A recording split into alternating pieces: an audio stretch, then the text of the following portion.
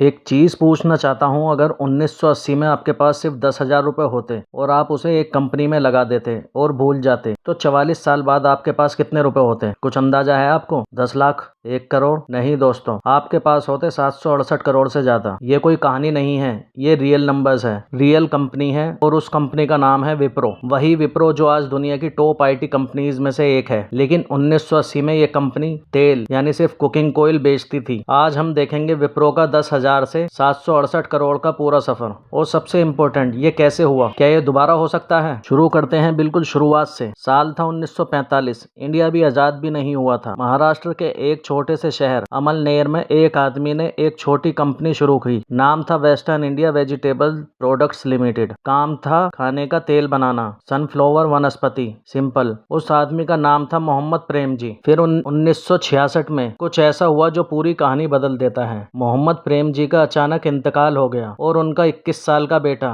जो Stanford university America में पढ़ रहा था, वो सब छोड़ के वापस इंडिया आया। उस लड़के का नाम था अजीम प्रेम जी। 21 साल की उम्र में स्टैनफोर्ड छोड़ो, अमेरिका छोड़ो और एक कुकिंग ऑयल कंपनी संभालो। कोई और होता तो कंपनी बेच देता, लेकिन अजीम ने सोचा कुछ अलग। 1977 में IBM को इंडिया से निकाला गया गवर्नमेंट ने, और अजीम प्रेम जी ने देखा ये इंडिया के लिए टेक्नोलॉजी का दरवाजा खुल रहा है। उसने कुकिंग ऑयल कंपनी को कंप्यूटर कंपनी में बदल दिया। 1981 में विप्रो ने इंडिया का पहला मिनी कंप्यूटर बनाया। IISc के साथ मिलके। यही था विप्रो IT बिजनेस का जन्म। अब समझते हैं असली मैजिक कहाँ हुआ। 1980 में अगर आपने 10,000 लगाते तो मिलते 100 शेयर, यानी 100 रुपए पर शेयर। अब देखते हैं क्या हुआ आगे। 1981 में विप्रो ने 1:1 का बोनस दिया, मतलब एक शेयर के बदले एक और शेयर फ्री में मिला। अगर आपके पास 100 शेयर थे तो 200 हो गए। पैसा नहीं दिया, शेयर्स अपने आप बढ़े। 1985 में फिर 1:1 का बोनस दिया, यानी जिसके पास 200 थे उसके 400 हो गए। 1986 में स्टॉक स्प्लिट हुआ, यानी 100 रुपए का शेयर टूट के 10 रुपए का हो गया। शेयर हो गए 4,000। 1987, 1989,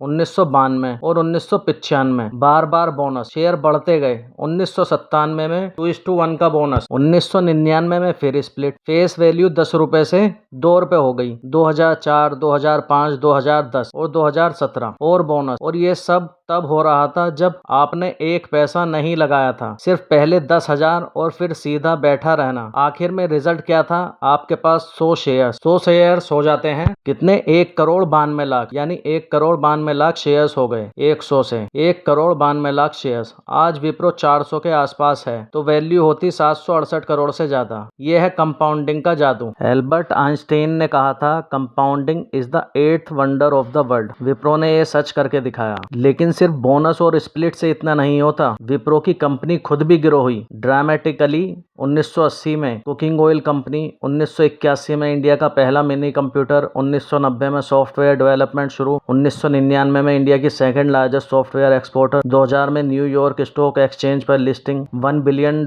रिवेन्यू। 2000 में अजीम प्रेम जी बने इंडिया के सबसे अमीर आदमी। 5 साल तक आज 60 से ज्यादा देशों में काम, 2.34 लाख एम्प्लॉयज। और एक और बात जो बहुत लोग नहीं जानते, अजीम प्रेम जी ने अपनी 67% होल्डिंग डोनेट कर दी चैरिटी में। $21 बिलियन, इंडिया के सबसे बड़े फिलैंथ्रोपिस्ट में से एक। यह आदमी पैसा बनाना जानता था और देना भी जानता था। तो स्टॉक ने क्यों इतना रिटर्न दिया? क्योंकि कंपनी ने जेन्युइनली ग्रो की। Real business, real revenue, real profit. Stock market में वही कंपनी ज्यादा रिटर्न देती है जो बिजनेस में जेन्युइनली ग्रो करती है। अब एक इंपॉर्टेंट बात जो ये कहानी बताने वाले लोग यूजुअली नहीं बताते, ये 768 करोड़ बनाने के लिए आपको 44 साल तक स्टॉक होल्ड करना पड़ता। 44 साल, पूरी जिंदगी का एक बड़ा हिस्सा। बीच में मार्केट काफी बार गिरा। 2001 में .com क्रैश, 2008 में ग्लोबल फाइनेंशियल क्राइसिस, 2020 में कोरोना क्रैश। हर बार विप्रो भी गिरा, काफी लोग घबरा के बेच गए। और ये स्टॉक 1980 में BSE पर लिस्टेड भी नहीं था। पब्लिकली ये प्राइवेट प्लेसमेंट था। तो टेक्निकली आज हम जो कैलकुलेट कर रहे हैं वो एक आइडियल सिनेरियो है। फिर भी ये कहानी का पॉइंट ये नहीं है कि विप्रो खरीदो और करोड़पति बनो। पॉइंट ये है, एक अच्छी कंपनी में इन्वेस्ट करो, सिर्फ नंबर नहीं बिजनेस समझो। डू लॉन्ग टर्म, होल्ड करो, घबराओ मत। 3, कंपाउंडिंग को काम करने दो,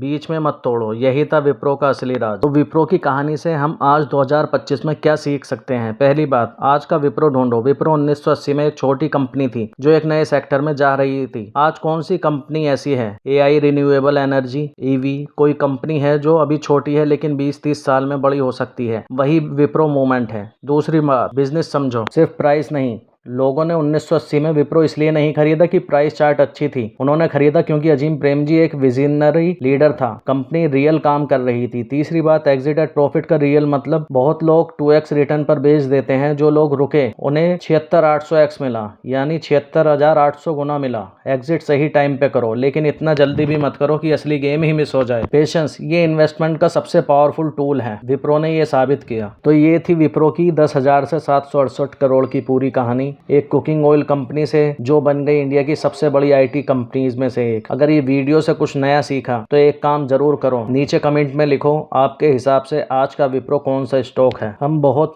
इंटरेस्टिंग जवाब पढ़ेंगे। और अगर आप चाहते हैं कि एसईओ और wealth creator stories real numbers के साथ मिलती रहें तो अभी सब्सक्राइब करें एग्जिट एट प्रॉफिट को, बेल आइकॉन दबाएं, क्योंकि अगली वीडियो में हम देखेंगे एक और ऐसी कंपनी जिसने 10 साल में 500 गुना से ज्यादा रिटर्न दिया।